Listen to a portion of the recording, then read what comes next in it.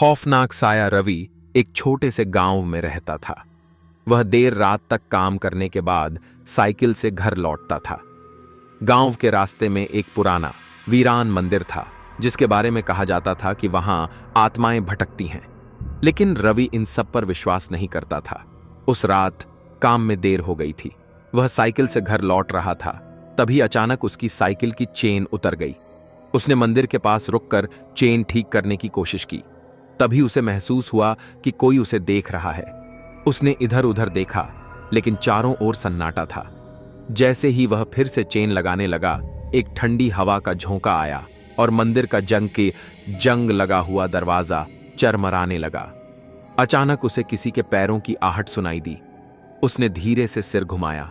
वहां कोई नहीं था, लेकिन तभी मंदिर के दरवाजे पर एक काली परछाई उभरी। परछाई धीरे धीरे बढ़ने लगी और उसके कानों में किसी के फुसफुसाने की आवाज आई। तू यहां क्या कर रहा है? रवि का शरीर कांप उठा। उसने जल्दी से साइकिल उठाई और भागने की कोशिश की, लेकिन उसके पैर सुन्न हो गए थे। तभी परछाई हवा में उठी और उसके बिल्कुल करीब आ गई। अब वह साफ देख सकता था। वह एक बिना चेहरे वाली भयानक आकृति थी। अचानक मंदिर की घंटी अपने आप जोर जोर से बजने लगी। रवि ने पूरी ताकत लगाकर साइकिल घसीटी और गांव की ओर भागा। जब वह घर पहुंचा तो उसने मुड़कर देखा। मंदिर अंधेरे में डूब चुका था, लेकिन दरवाजे पर वही परछाई अब भी खड़ी थी और उसकी ओर देख रही थी।